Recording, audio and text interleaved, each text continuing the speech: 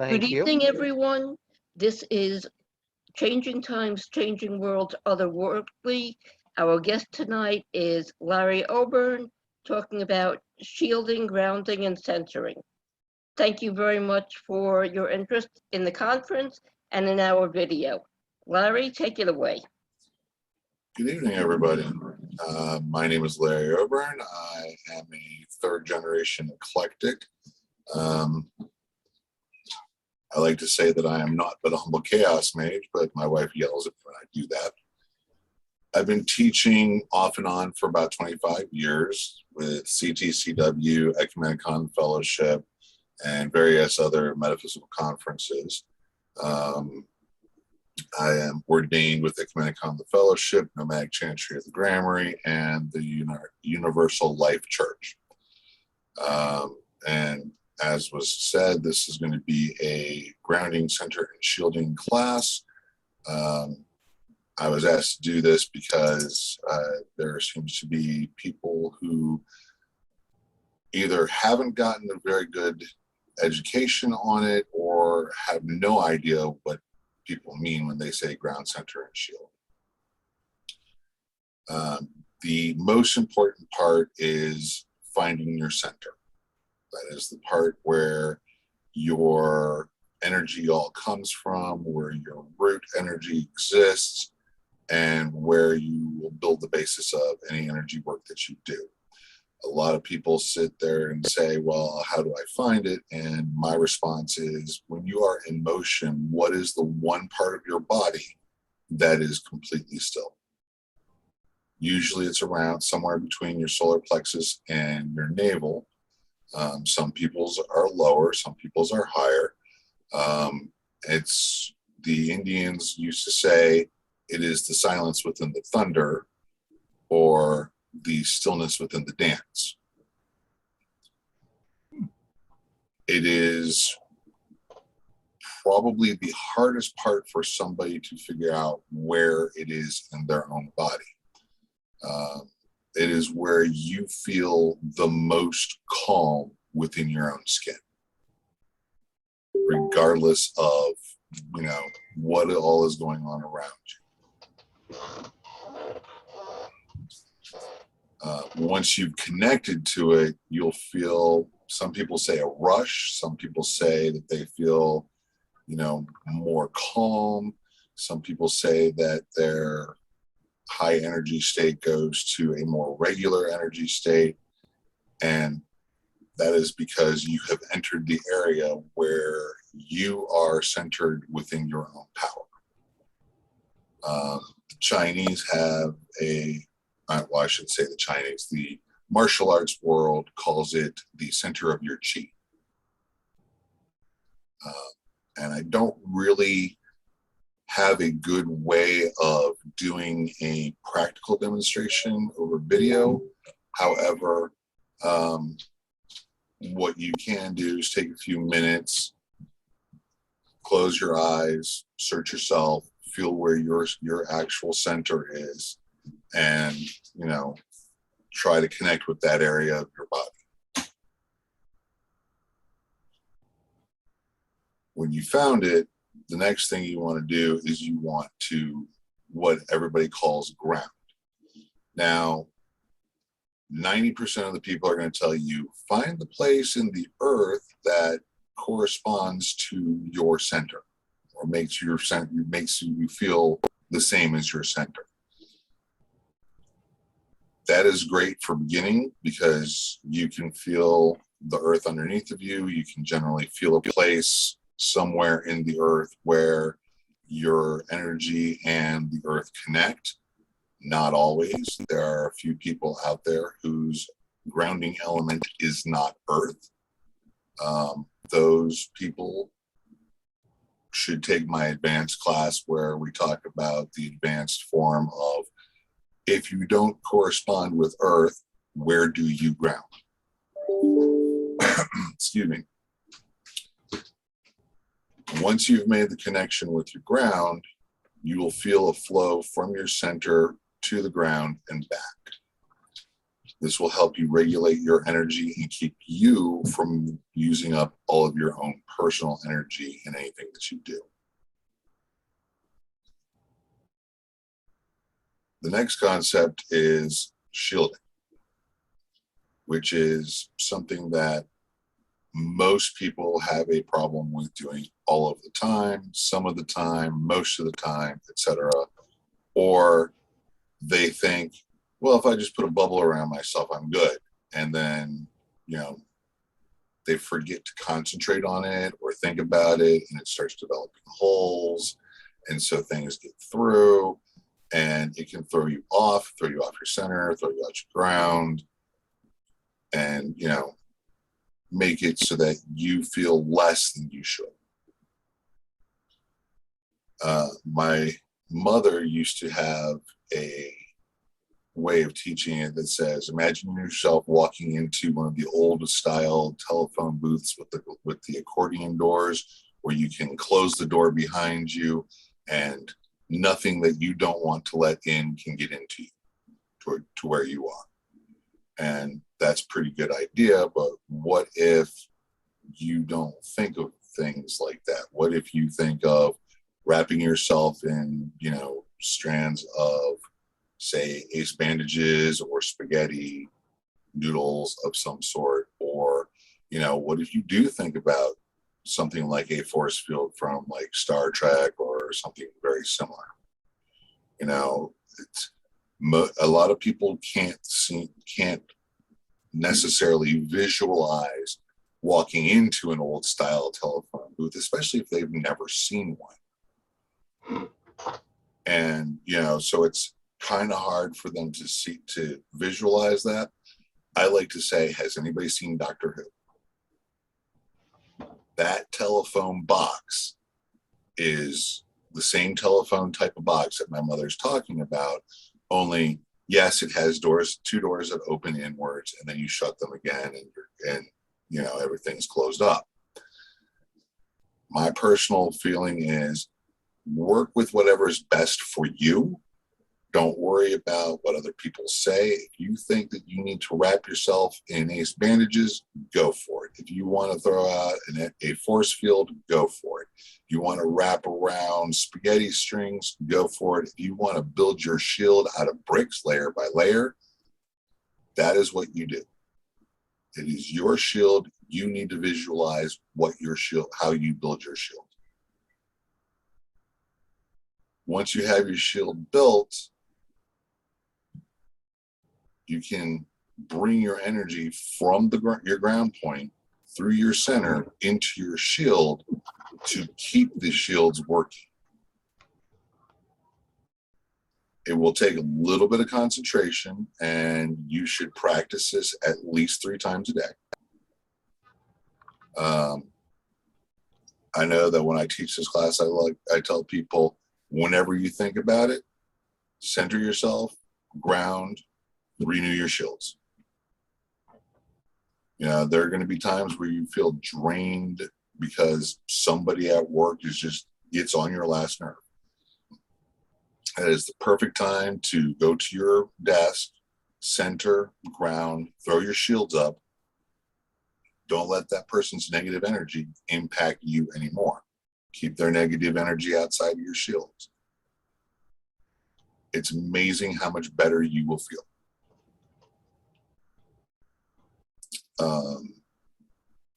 Are there any questions? Well, I have about 47 questions, but I'll stick with one. And that is, to begin with the grounding business. I've always had a real problem with the business of grounding to the earth. I'm kind of fascinated by this because I have chronic health conditions that most primarily manifest as crippling levels of fatigue. Right. Now, the doctors have their diagnoses and the medicines actually help, but I still spend too much of every day wanting to call AAA to get a tow truck to drag my dead ass around. And Okay. I don't know. So there's a part of me that feels that if I'm not grounded properly, the energy flow can't happen. Is that correct? That is correct. Now, My question to you would be, what element do you feel closest to? Is it earth, air, fire, water?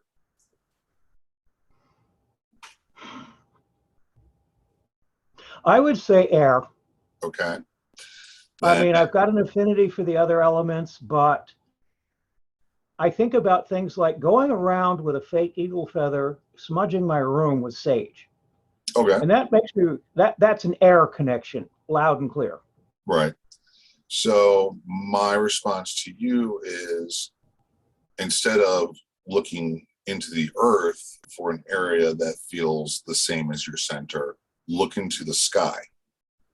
It doesn't necessarily have to be in the branches of a tree. It doesn't have to be in the mountains. It could be right at the helioscope where you feel the most connection.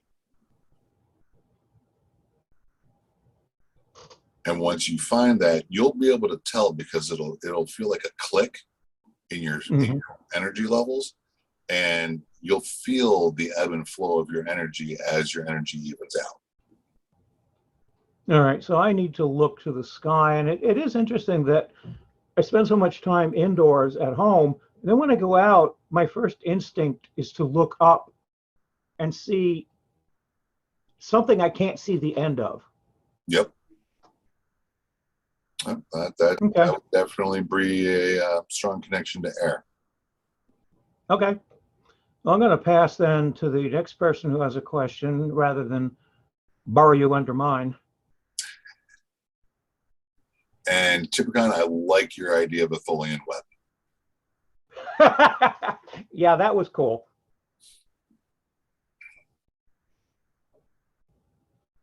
Does anybody else have any questions or have any concerns?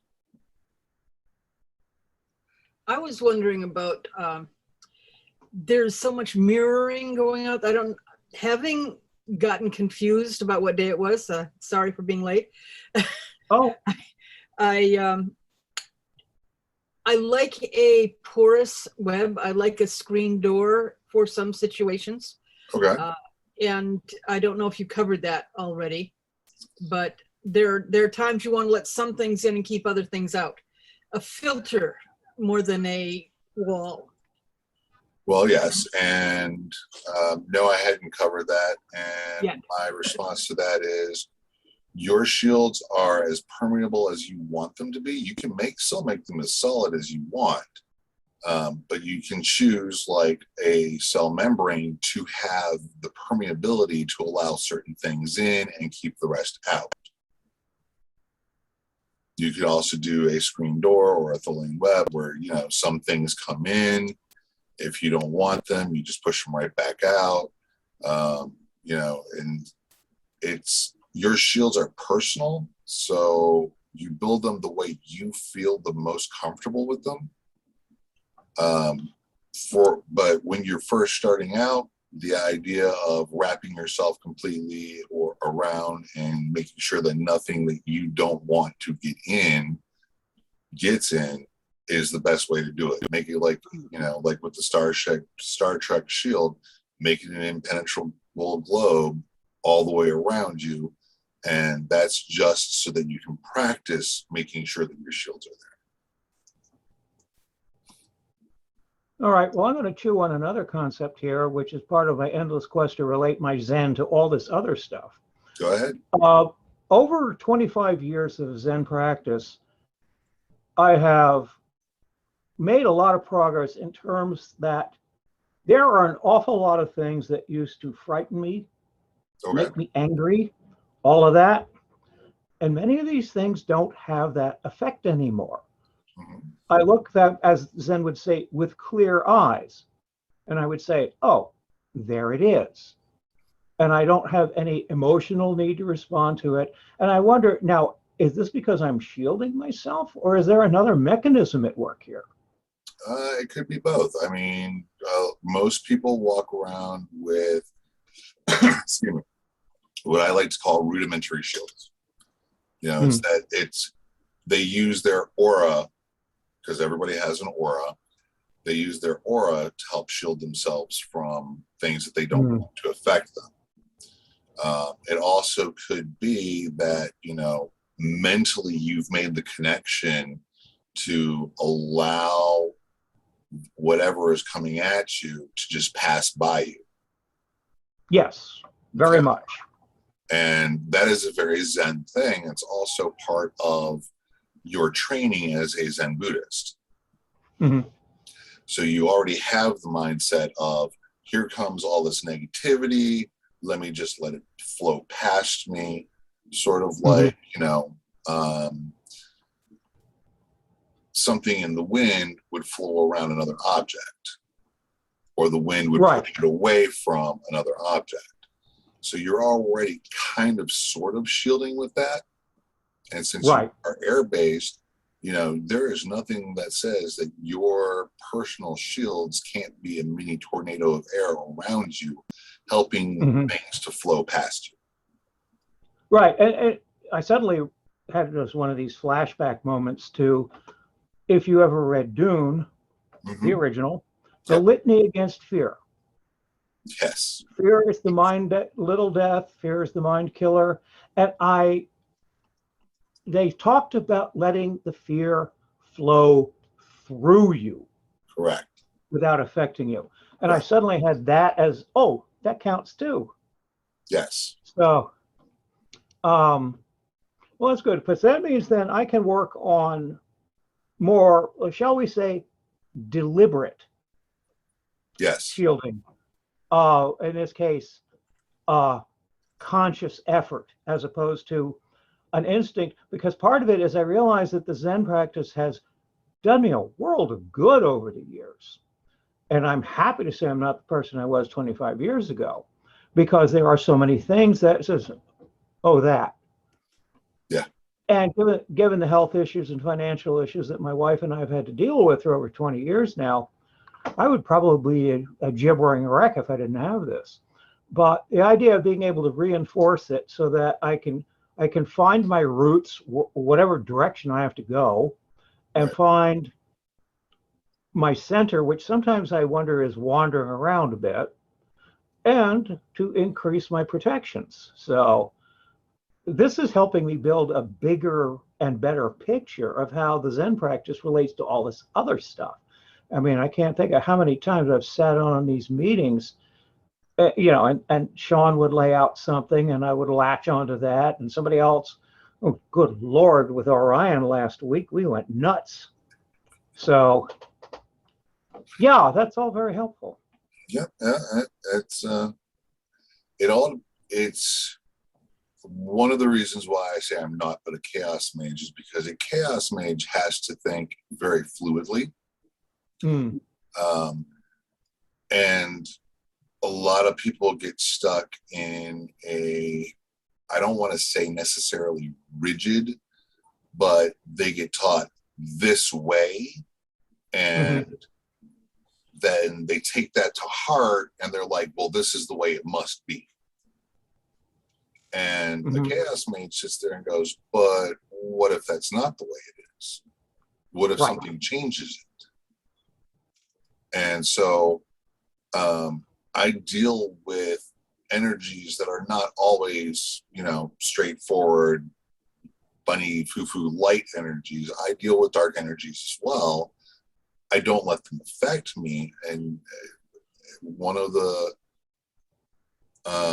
games I was playing recently, they had a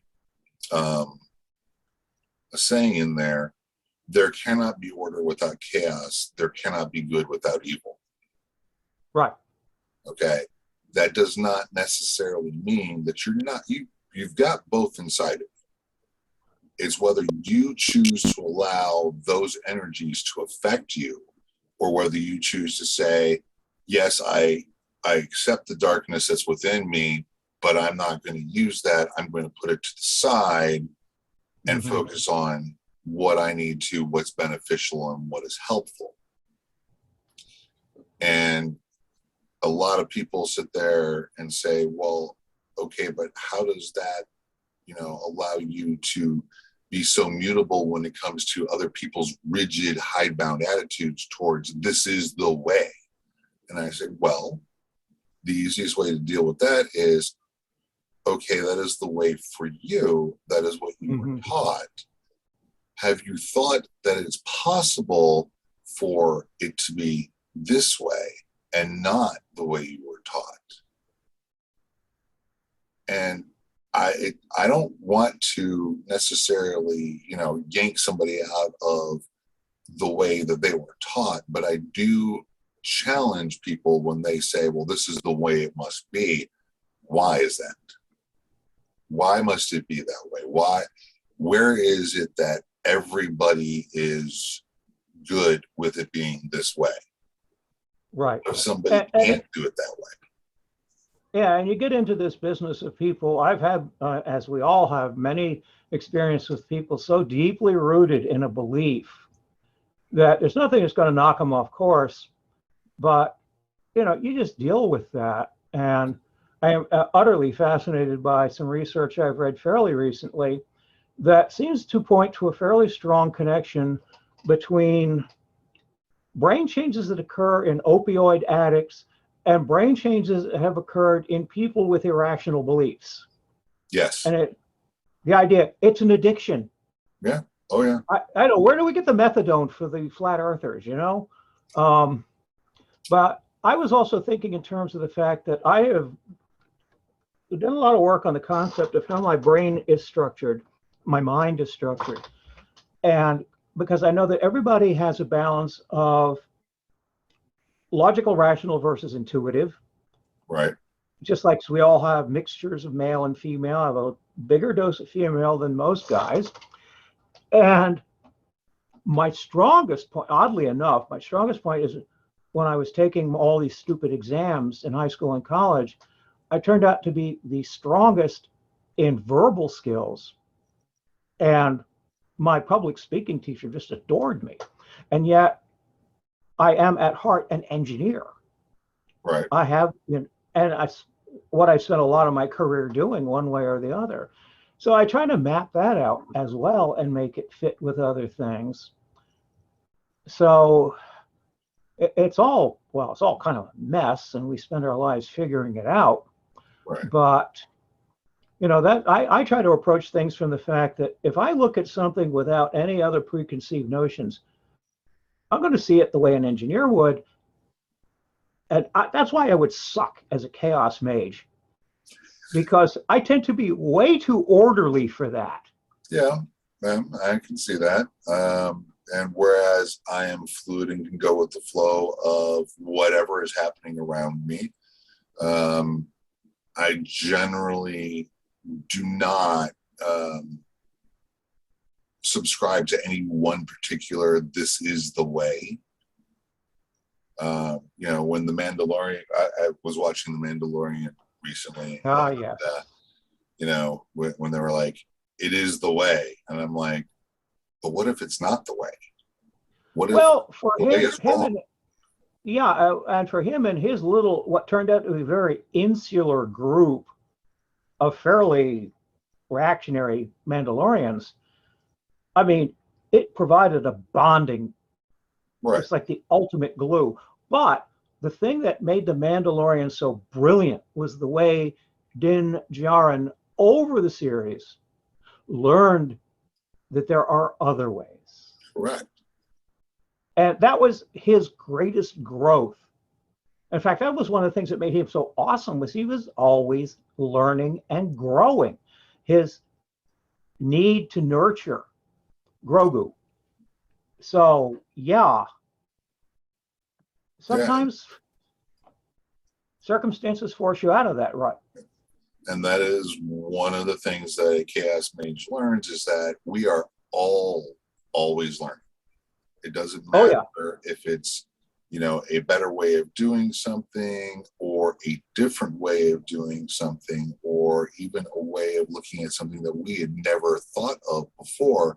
We are always growing, and we cannot allow, the straight and narrow, and then all of a sudden, hey, we're going to go take a tangent to the right.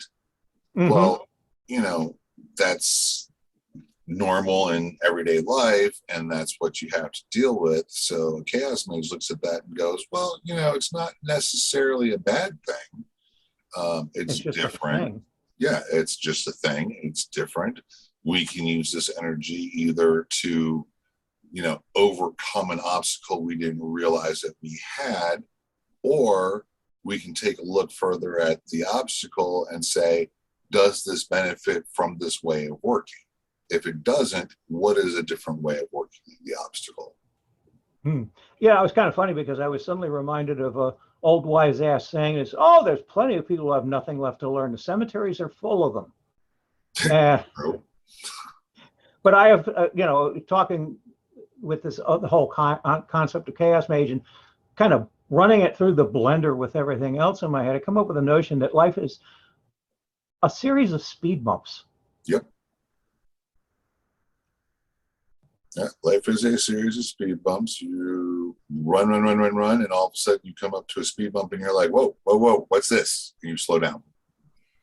And you look at it and you're like, okay, I will proceed with caution. That is, 90% of what a chaos mage will do is look at it and be like, is there something that was going to affect me negatively? Is it something that's going to affect me positively? Is it going to cause other things around me to be out of balance? Is it going to be something that is going to cause hardship later? That's all things that a chaos mage looks at and then sits there and goes, no, it's just a way of slowing people down. Not a big deal. Stop and smell the roses on occasion. Well, yeah, and also gets to the idea of whenever you're confronted by something, well, it's like, to really mangle an analogy here, my wife is perfectly capable of picking up any random object off the ground and think like a craft. I see Chipicon laughing already. What can I make out of this? Oh, yeah. It's a piece of high tension cable. Well, she'll do something with it. I can remember some of the damn things I brought home from work when I was working in a plastics factory, because I'd show it to her and says, oh, I can make something out of that.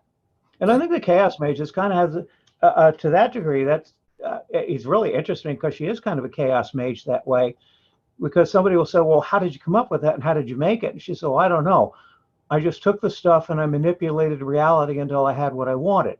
Exactly. Yeah. But it's we get a little far off topic with the chaos mage part. For instance, my shields, I multi-layer my shields. Okay. I don't ground in any one element. I actually ground in all of them. I have a multifocal ground, and it works for me because I do not see any one element as being more important than the others. And I feel that, to only ground in one is to ignore the other ones. So I ground in air, I ground in fire, I ground in water, I ground in earth. And, I get the benefit of having all four elements feeding me energy. Well, the reverse is true. If there's something that comes at me that is too much energy for me to handle, I can shunt it to those elements without having to worry too much about, personally being overwhelmed by energy. It also makes my shields a little bit more chaotic for somebody to get through if they don't know exactly how my shields are working, or don't know that, hey, this person is grounded in earth, because we obviously can see him grounded in earth, but they're not looking at the other three elements, and they say, well, we know how to deal with earth shields. So not everybody can ground in all four elements. Not everybody should ground in all four elements. You should find the ground that is the best for you. So, I am not opposed to somebody experimenting with saying, well, I don't feel an affinity for earth for my center. Let me go look at water. Let me go look at fire. Let me go look at air. to see where my center will actually ground or connect.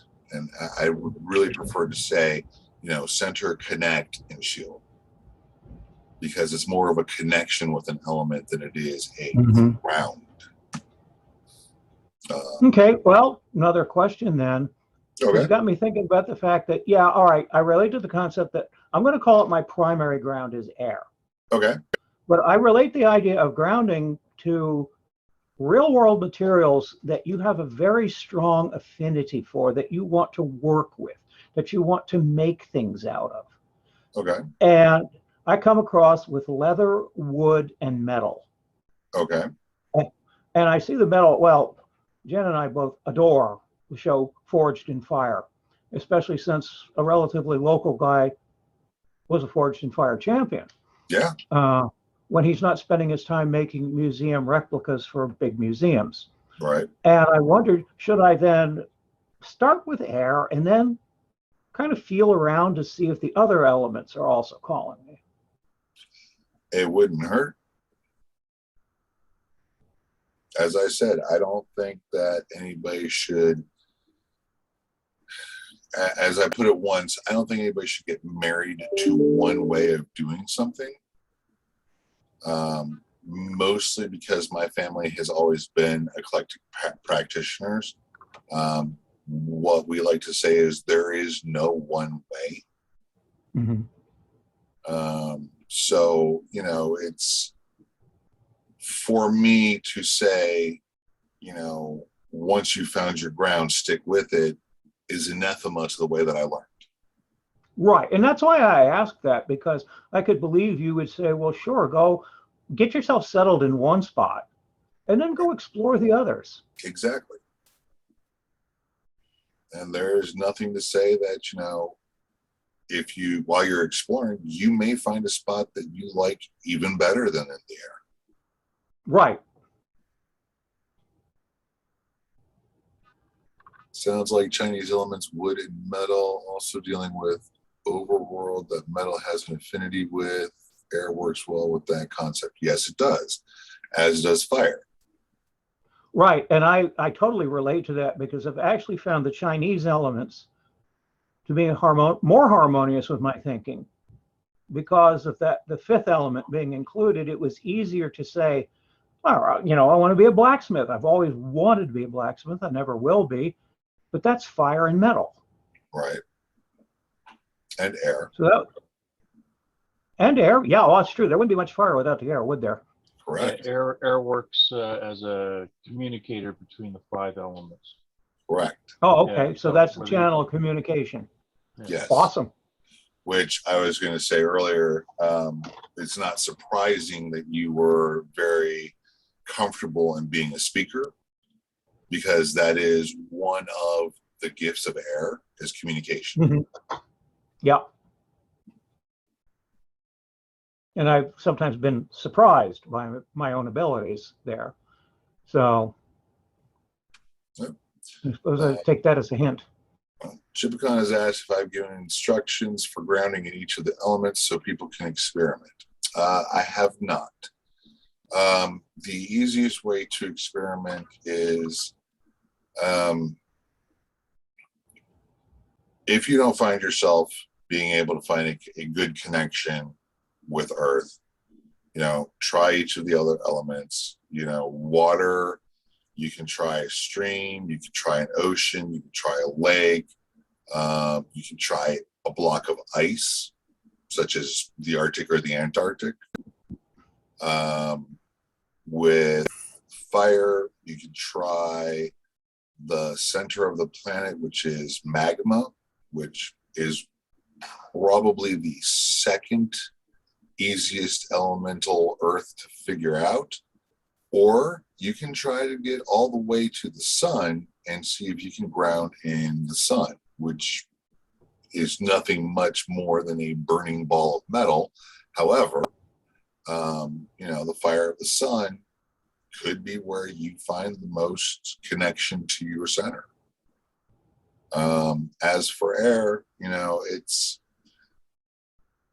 wherever in the atmosphere you feel the most comfortable connecting, whether that is in the north, the south, the east, the west, high, low, medium, you know, that is where you will find your connection to your elemental ground, as it were. I like to say your elemental connection. And once you've found it and you've been able to connect it with your center, you will definitely feel that ebb and flow of energy. The easiest way for me to explain to you how to feel the ebb and flow of energy is take your hands, hold them apart, like about that far, and you'll feel either heat pushing against one hand or a tingle in the palm of one of your hands, and that is energy flowing back and forth between your hands. And I've had a lot of people sit there and tell me, like, you know, because they see me with my yin yang, they see me with other things. I tell them that I'm going to a metaphysical conference, and they're like, well, how does that work? And I was like, well, most of what I do is energy work. And they're like, what do you mean by energy work? And I was like, everybody has energy. The whole entire planet produces energy. And somebody was being a smartass and said, oh, you mean like the Force? And I said, exactly like the Force. The Force is nothing but energy. You know, it's what we do with that energy, whether it is, you know, technically light side, technically dark side. And my response is, it's all racer's tape. You've got a shiny side, you've got a dark side, and it holds everything together. But, you know, it's once you feel that connection, the click between your center and your elemental connection, you'll really be able to tell right away, because you'll feel the energy flowing in and out of you as you know, pretty much as you breathe.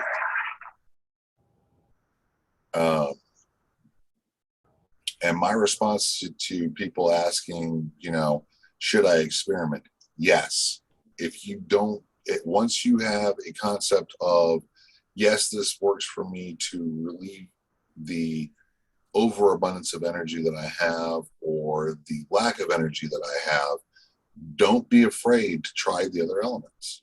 You may find a connection point you like better.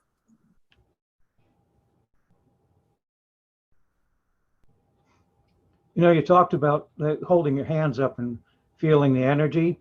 Uh-huh. Whenever I would do Reiki, I would always put my hands out like this. Right. More times than that, but opening the hand chakras. And then I could get about here.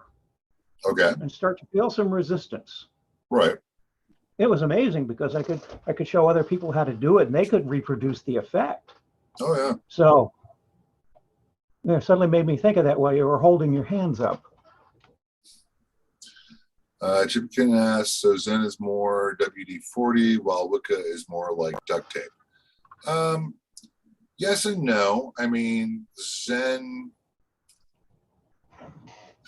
is more of a state of mind, and a way of life than just. Oh, it was a joke. Yes. well, all right. Too bad. We're going to take it seriously. That's right. And you know, Zen actually helps with figuring out, you know, where do I feel the most comfortable? Yes, absolutely.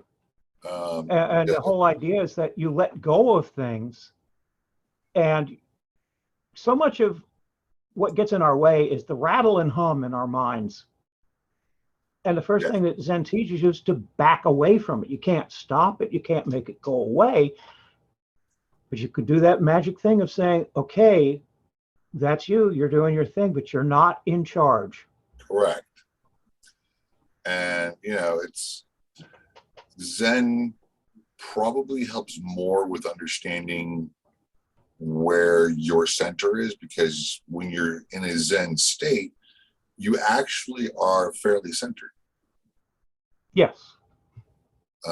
So it does help with people learning where their center is. And I hadn't actually thought about that before until just now.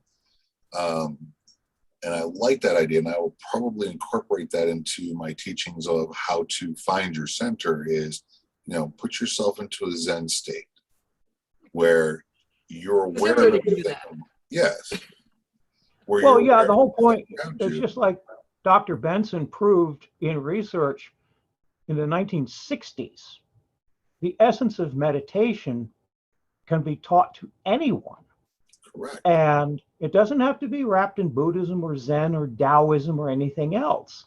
It's, as he said, the relaxation response. And when you let go and you're just there, I like to say that we should not call ourselves human beings because very rarely do any of us just be. We should call ourselves human doings. Yes. And I keep thinking of Wadsworth, and a company I used to buy pens from and such, had a desk plate that's quoted Wadsworth as, let us then be up and doing, still pursuing, still achieving, still pursuing. I said, thank you, no, I've had enough of that. When I was a high-tech engineer, that's what I got to do. Right. No, I kind of like being rather than doing.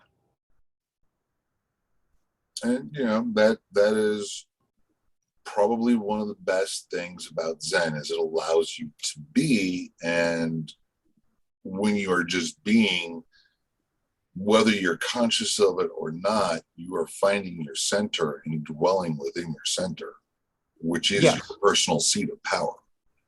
Right, and it also gets you away from this notion. We teach constantly. You are not your thoughts. Correct. Because I have all sorts of crappy thoughts that pop up in my head. I have this worst case scenario demon and the negative reaction demon. Yep. And I just smile and say, okay, you're here. You're not in charge. Yep. You don't get to decide anything. And it's a wonderful relief because I used to get really upset and frustrated that I was creating negative energy just by having these thoughts. But now they are just ephemeral events. So so I did a couple meditation classes because I've always found it hard to do the Eastern style of meditation. And I talked to one of the instructors and I said, look, I've always found it hard to do meditation, mainly because I have all these extraneous thoughts that keep coming into my mind. And he's like, that's not the problem. The problem is you don't acknowledge them and then let them go. You acknowledge them and then you hold on to them. You have to let them go. And I went, oh. I visualize my thoughts as a broken fire hydrant that I'm standing in the middle of. Okay. Yeah. And the meditation practice involves backing up 3 steps. Yep. So, it's when you're attempting to find your center and get into your Zen-like mind state, don't be afraid to acknowledge the extraneous thoughts that come in. Don't be afraid to say, yes, this really bothered me. I'm going to let that go for right now because I'm working on my own personal self. Just allow the things that are around you to be around you, but don't let them affect you. Acknowledge them, let them go. And then you can enter your Zen state, find your center, connect with your center. And once you've found your center, it's so much easier to find it again when somebody throws you off of it. I've always found it frustrating that people always talk about grounding and centering, and I always think we should be saying centering and grounding, because I find it very difficult to ground without centering first. It is always difficult to ground without centering first, which is why when I teach it, I say center, grounding, and shielding. And, my favorite way of saying it is center, connect, and shield.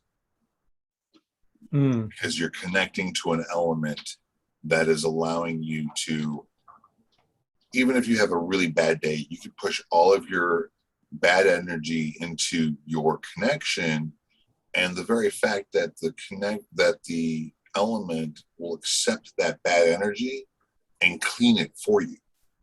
Mm-hmm. You know, because all the element is going to do is go, oh, yes, this is some negative energy. We have that. We'll put it over here and give you this good energy. So it's a situation of it's not so much grounding as it is connecting to your elemental affinity. And by the way, Arkenstone, I don't know who is on your left, but I love the arm tattoo. Well, there's this person who keeps fading in and out of your backdrop. Sean, did you have your hand up? I do not see anybody have a hand up. I didn't. Oh, I saw a hand. Maybe I'm hallucinating. She says thank you.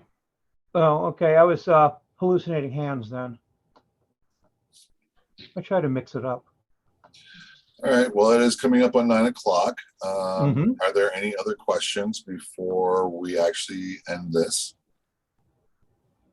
Well, I think we got through about 5 of my 47 questions, but we'll leave the rest for another lifetime. All right. Well, but thank you for all the input. That was awesome. My pleasure. As a shameless plug, I will be teaching CTCW this year, and I will be teaching Center, Connection, and Shielding.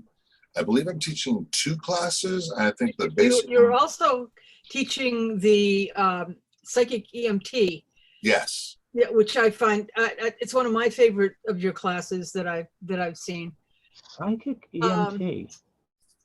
Yeah, it's wonderful. It basically says deal with the things in the importance. How to triage psychically. Yes. It's very cool. Another thing that I think I want to ask, because thank you both to Lois for getting us in, and thank you for being here. Really. I love I think that every changing times, changing worlds needs grounding and centering, because once you start pushing energy around, you really ought to know. Yes. How to be doing that. Especially if you go to one of Jane's rituals. But especially Jane's rituals are very cool. Next week, though, I haven't got a guest. And so I was wondering how our core people, I was thinking of numerology next week. Just let's get into this. Is one of the base level. I think everybody knows it, and then I keep being surprised. No, everybody doesn't know the basics of numerology. So how's that for next week, guys? Sounds good to me. Yeah, because I don't know a lot about it. It's not one of my working tools, but it would be interesting. And suddenly, you talk about psychic EMTs. Now, I know what EMTs deal with normally. Right. And what their priorities are. Right. So what is the psychic equivalent of profuse bleeding? Somebody who has been completely overwhelmed by energy and no longer can connect with the here and now. Okay. That is obviously a top level triage priority. Yes. Yes. We have had many people come out of Jane's class and say, that was wonderful. Where am I? Oops. And my response was, why don't you come over here and have a seat and let's talk for a little bit. Would you like some chocolate? Yes. Debbie Shealy often brought chocolate chip cookies to pass around at the end of it. And when Rowlings had Madame Pomfrey passing large chunks of chocolate to the kids who'd been dealing with dementors. Can you tell that I'm much of a nerd? I was like, yes, okay, I like it. She knows what she's doing. Yep. Yeah, because chocolate is a wonderful grounding. There are many ways to ground. There are. There are ways to ground other people. There are ways to ground yourself. But this is something you really kind of need to know. Yes, it is. So I'd like to have. That's why I wanted to put Larry early in the month, so that this can be on the YouTube. So anybody who's coming to CTCW can maybe preview this one and get some basics, because we're all novices in one area or another. Correct. Oh, yeah. And Chipicon, if you would like to talk to the rest of the, I don't necessarily want to say conference chairs, but that's pretty much what the group is. The planning committee. The planning committee, that's the word. If you want to talk to them and say, hey, I really would like to have a grounding, centering, shielding, sometime during the first few days of the weekend, for the conference, and you want to make that a standing thing, I will be more than happy to teach it. Great. Okay, I will end this up, since we are at the end, by reminding everybody that this year the conference will be virtual. It's on Zoom. It will be between November 8th and 14th. It will be just evenings on Monday through Friday, and then Saturday and Sunday it'll be all days. When we're in live, we frequently have several tracks going on at once, and you have to pick which one you're going to go to. That's no worse than being there in because we're person. virtual. We're going one at a time, but because of the way it's set up, when you reserve, you can pick either either way. You get live, so you can participate, or if you aren't going to be there, if you've got other things to do at that hour, you can either reserve to take a month to look at anything that you want to see, or a year to keep replaying them for yourself, depending on which type of reservation you take. So that's thank you again for a wonderful display of exactly what makes Changing Times, Changing Worlds work so well. Is you finally have other people you can ask these questions, and you don't have to dance about it and pretend that it's not real. You can just, oh yeah, we know it's real. How do we do it? Yep. One of the other things that I would suggest is, I don't know if it's if we're quite capable of it for the conference, is make master discs of all the classes and keep them as archives. So if somebody wants to say, hey, I heard that this class was done, I wasn't able to participate, is there a way that I can buy the disc? Well, we have had that in previous years, especially because you say you had to pick one, and like if you could buy the disc from one that you were going on against it. Right. Then my recording equipment got, I bought cheap, and we missed a lot. But we have, if you're interested, there's still a lot of classes up on the, I'm thinking of actually making them cheaper, because right now I think they're like $2.99 to get any of the classes that we got good recordings of. Okay. But I'm thinking $2.99. Yeah, $2.99. Yeah, So, that is actually about par for what you would pay for, a 1 hour class or so. Yeah, and I was thinking, make it down to $1.99 maybe. When the older ones, anything that's over more than 5 years old. Well, yeah, run a sale. Just don't undersell yourself. Exactly. Unfortunately, I got to run because I know Star Wolf has to go. So. Well, I performed a wedding last night, and I need to now. It was an online wedding, so I need to go sign the marriage certificate now. Oh, that's always important.